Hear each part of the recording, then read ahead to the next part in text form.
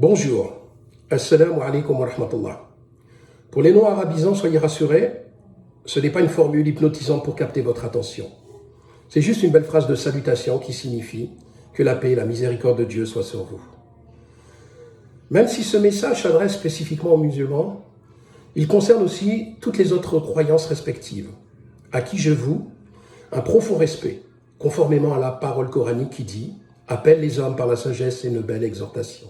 Discute avec eux de la manière la plus courtoise. » C'est dans ce sens que je souhaite éveiller, sensibiliser modestement les consciences, et ce sans prosélytisme ou autre accusation. Le respect et la limite, c'est de ne pas essayer de convaincre les autres, car la religion, pour moi, est un sujet propre à chacun. Je m'adresse donc à toutes les personnes attachées aux valeurs humanistes qui encouragent le lien respectueux avec les autres. Et ceci, au-delà de nos différences, qu'elles soient dogmatiques, culturelles ou sociales. Que l'on soit croyant ou athée, pratiquant ou pas, qu'importe. Notre combat est le même, le respect de l'être humain afin d'avancer ensemble et construire le monde de demain, celui de nos enfants. Le préambule étant posé, je tiens à expliquer ce qui m'a motivé, ce qui m'a poussé à faire cette vidéo et à vous la diffuser. Car je vous avoue que je ne suis pas du tout adepte de ce type de communication. J'ai visionné dernièrement une vidéo d'une généticienne, Madame Alexandra Henrion-Caude, qui à la fin de son intervention interpelle et invite les autorités religieuses à se prononcer, voire à se manifester. Elle exprimait son étonnement face à l'absence des autorités religieuses sur ces sujets d'actualité qui secouent le pays, que sont la vaccination obligatoire et le pass sanitaire. Et cette attente, cette émotion que j'ai ressentie, m'a questionné et motivé à m'informer. Qu'en était-il vraiment? J'ai alors consacré un peu de temps à voir sur le net quelle était la position de nos instances respectives à ce sujet. J'ai été, je vous l'avoue, effaré, déconcerté par le silence assourdissant des autorités religieuses en général sur ces sujets d'actualité et plus spécifiquement des acteurs religieux de ma pratique, l'islam. Pour qu'il n'y ait pas de malentendu, je tiens à préciser que je ne suis pas là pour porter un quelconque jugement ou une critique gratuite. C'est juste des interrogations légitimes que je me pose. Comment peut-on interpréter le silence de nos institutions religieuses sur ce sujet? Comment expliquer l'absence des prêcheurs du net, des radios confessionnelles, des sites internet qui visiblement ont une audience avérée? Pourquoi aucune parole dissidente ne s'est exprimée sur ces sujets? Les très rares positions sur ces sujets, adressées directement aux fidèles, dans les mosquées, ont incité à la vaccination, notamment le CFCM, qui a dit par la voix de son responsable, M. Mohamed Moussaoui, que le devoir de préserver sa vie et celle des autres était un devoir et un principe fondamental. Que le débat sur l'opportunité ou pas de se faire vacciner n'a pas lieu d'être. Mais quel mépris vous nous portez en nous infantilisant de la sorte. Je vous rappelle, M. Moussaoui, que la recherche de la science est une obligation pour chaque musulman. À vous entendre, vous nous demandez de ne pas se poser de questions et de s'exécuter, faisant ainsi de nous des êtres incapables de se forger un avis. Alors je tiens à vous dire, M. Moussaoui, que nous ne sommes pas des moutons et vous n'êtes surtout pas notre berger. Excusez-nous, ne vous en déplaise, M. Moussaoui, de vouloir nous affranchir de votre mise sous tutelle de notre religion. Mais ce monopole est révolu. Votre silence des actes et votre absence d'engagement autour de ces questions de vaccination, de ces risques, des restrictions, des libertés et du pass sanitaire m'obligent aujourd'hui à faire votre taf. Et cette prise de parole se donne pour objectif de tenter de vous informer. Et il me paraît important d'éclairer mes compatriotes, croyants ou pas, mes sœurs et frères, tous citoyens que compose ce pays. D'inviter les personnes à s'informer, à se documenter, à vérifier l'information. Car beaucoup de fake news, hélas, circulent. Et ce, dans les deux camps qui s'opposent. Les partisans et les hostiles au vaccin. Oui, le virus existe. Oui, il a tué et tuera, encore, hélas. Comme la grippe, la pollution et bien d'autres fléaux. Certains sont farouchement contre. D'autres agitent le drapeau de la propagande, nous obligeant à nous faire vacciner en nous faisant croire même que c'est une bénédiction. Je vous encourage à discerner le vrai du faux et à forger votre propre opinion et à définir ainsi vos choix. Votre corps, puisqu'il est le vôtre, vous appartient. Et pour ceux qui, hélas, n'ont pas accès à l'info, nos parents, par exemple, nos grands-parents, sans sous-estimer leur capacité à comprendre, doivent eux aussi être informés. Et notre rôle n'est pas de les encourager à se faire ou pas vacciner, mais à leur expliquer avec des mots simples, avec de la bienveillance, de la patience, les infos collectives que nous avons collectées. Et à partir de là, avant de donner son consentement à la vaccination, il doit bénéficier d'informations loyales, claires et adaptées à son degré de compréhension, tout en étant libre de toute pression ou contrainte, comme veut le faire le gouvernement, nous vacciner à notre insu. Nous devons les informer correctement et objectivement. Et ce n'est pas être complotiste que de dire que le vaccin tue. Oui, le vaccin tue. Que le vaccin ou cette substance est en cours d'essai clinique, expérimental. Que le vaccin est responsable de millions d'effets secondaires bénins, mais aussi de formes graves. Que des séquelles physiques ont été recensées et avérées par la pharmacovigilance, allant de l'infirmité partielle à la paralysie totale. Pourquoi les laboratoires ont-ils obtenu une immunité juridique en cas d'effet secondaire? Pourquoi le vaccin, s'il est si efficace qu'on nous le prétend, doit-on injecter une 3e dose, alors que pour la grippe, une seule injection suffit? Pourquoi n'avoir pas permis aux médecins de se soigner avec d'autres traitements qui ont prouvé leur efficacité? Pourquoi avoir sournoisement interdit à ces médecins d'utiliser ces alternatives? Certes, je ne suis personne. Je ne suis ni médecin, ni virologue, ni infectiologue. Mes connaissances dans ces domaines ne sont que fragmentaires et limitées. Je suis juste un citoyen qui s'interroge. Pourquoi des scientifiques, toutes sciences confondues, jusque-là appréciés, mondialement connus dans leurs domaines respectifs, sont aujourd'hui jetés dans la fosse aux lions? Qu'on me dise et qu'on m'explique quelle peut être leur motivation à mettre en péril leur carrière, à supporter un torrent d'injures, de menaces, de mettre en danger leur famille en affirmant de soi-disant mensonges scientifiques. C'est fou que l'on ne puisse pas comprendre cette inquiétude et que légitimement des interrogations émanent, sans être taxé injustement de complotiste ou d'antivax. Il faut dire aussi, pour être objectif, qu'à contrario, des millions de doses ont été injectées et que pour certains, à ce jour, aucun incident.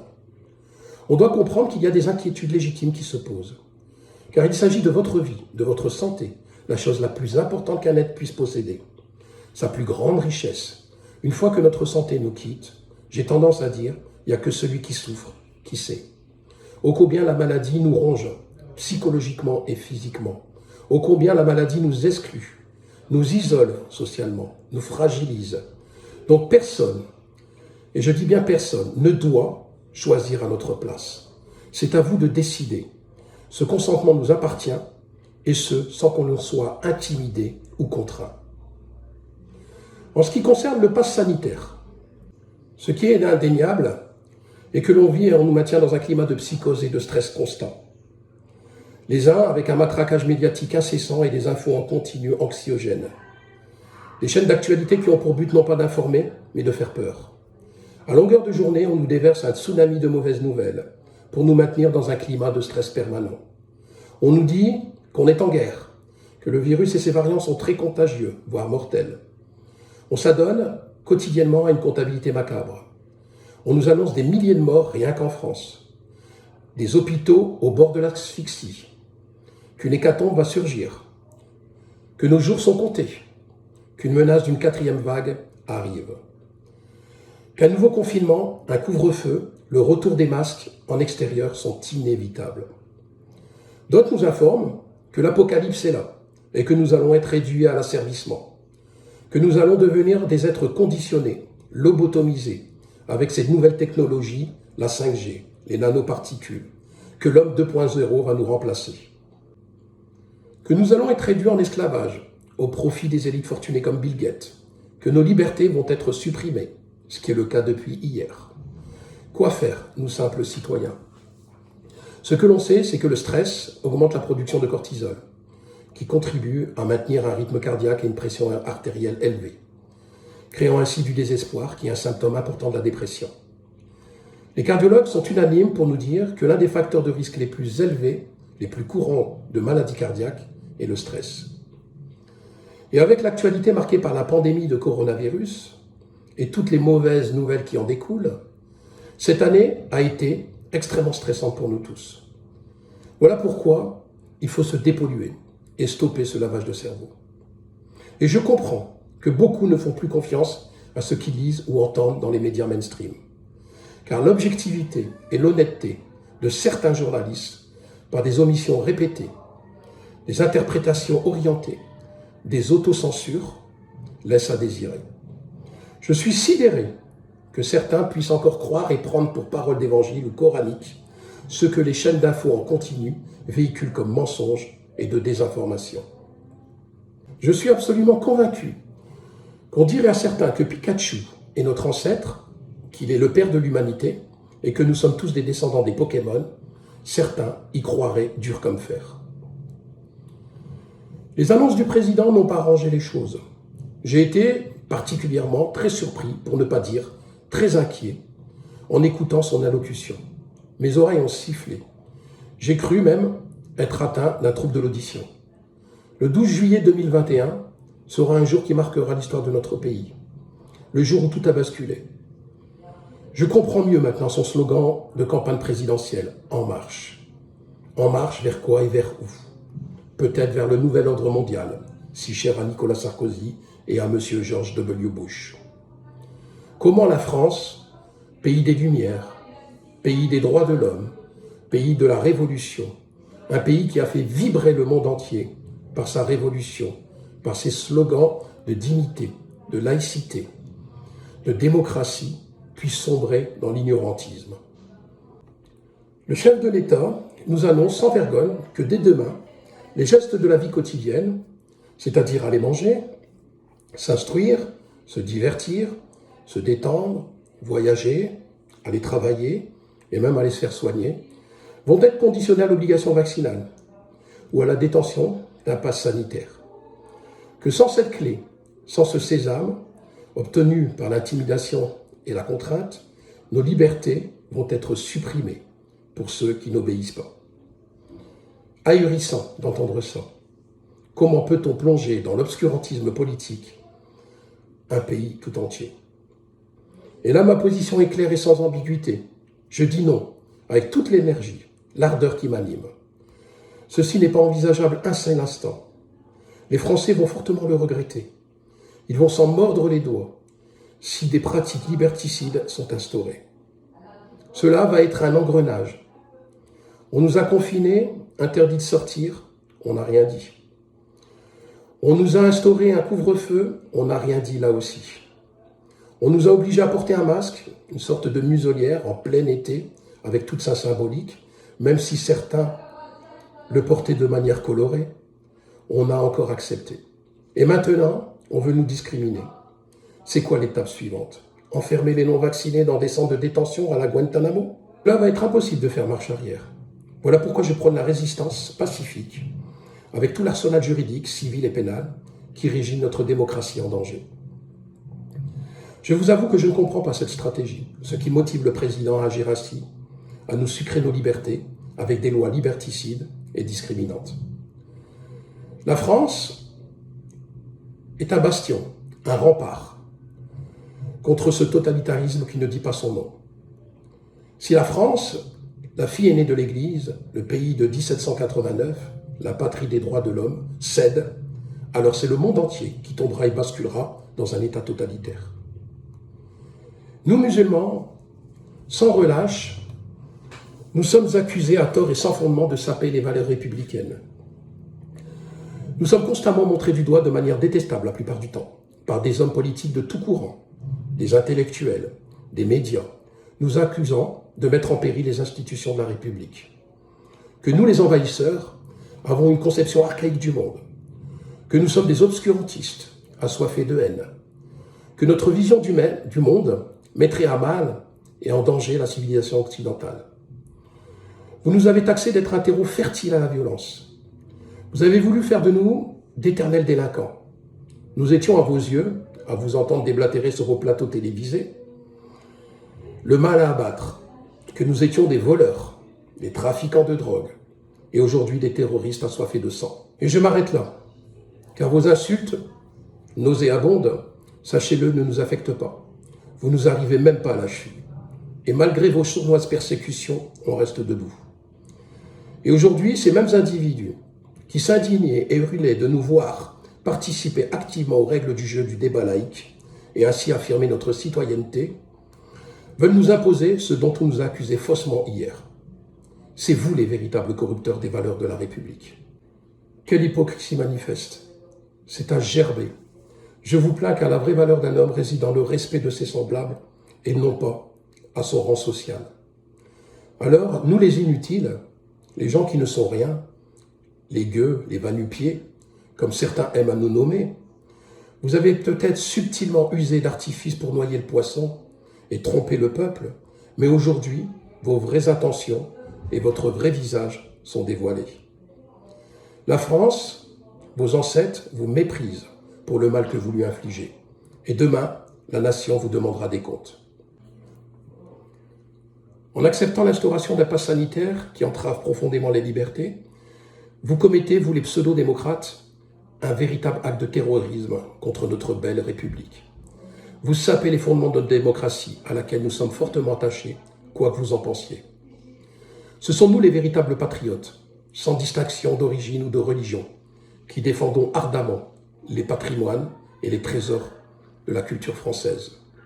Et considérons que la pluralité et la diversité des cultures sont des richesses et non pas des obstacles à l'unité nationale, comme vous avez tenté de le faire croire. Le Coran lui-même nous dit « Dieu, nous a créés en peuple et en tribus, afin que nous nous entreconnaisions, le plus noble auprès de Dieu et le plus pieux. La culture de l'autre, à nos yeux, est une richesse pour l'humanité. Et vous en avez fait un instrument de dissension. Et votre tromperie est aujourd'hui démasquée. Alors moi, musulman, car je n'engage que moi dans cette prise de parole, même si je sais que des milliers de mes semblables s'associent à ma position, je m'insurge pacifiquement contre cet État que vous voulez nous imposer. C'est vous les véritables ennemis du vivre ensemble, de la pluralité des cultures et des opinions. Il importe plus que jamais de manifester notre véritable attachement aux valeurs de ce pays, que nos détracteurs ont tenté de masquer au peuple, de prouver notre véritable respect du pays. Le peuple sait très bien maintenant que nous ne sommes pas cette horde de fanatiques barbares et sanguinaires prêts à djihadiser la France, voire l'Europe, que vous avez voulu à coup de lynchage médiatique inculquer aux citoyens. Même si on a été très souvent conduit au pilori, malmené, discriminé et exclu comme des parias, nous devons agir pour montrer notre fervent attachement aux valeurs républicaines. Je ne suis pas de ceux qui pensent que les Français méritent leur asservissement, qu'ils se sont bien fait berner par ceux qui, habilement et sournoisement, ont profité de leur dévouement et de leur confiance. Nous devons être, comme notre foi nous exhorte, enclins au pardon, comme un fils pardonne à sa mère quand celui-ci a été délaissé, négligé. Alors, nous citoyens, nous devons conjointement œuvrer pour empêcher ces néfastes individus à vouloir détruire le vivre ensemble. Le véritable danger ne vient pas de nous, mais bien de ces usurpateurs habilement déguisés en démocrates. Et je rassure cette dame, Alexandra Henrion-Caude, que je suis là, que la majorité silencieuse de Français musulmans ne reste pas insensible ou inattentif à ce qui se passe, que je reste vigilant à ce mauvais tournant que veulent faire prendre ces êtres malveillants. Et j'appelle solennellement ceux qui partagent cette inquiétude à nous rejoindre pacifiquement autour des nombreuses manifestations qui ont lieu en ce moment aux côtés de milliers de concitoyens, vaccinés ou pas. Car on ne peut les laisser nous voler notre liberté. Alors n'ayons pas peur d'affirmer nos engagements et attachements à vouloir défendre la liberté. Car sachez qu'un danger plus grand, plus terrible nous guette si ce nouvel ordre mondial, tant menaçant, s'instaure demain. C'est la privation de la liberté de penser, de culte, de choisir qui nous pend au nez.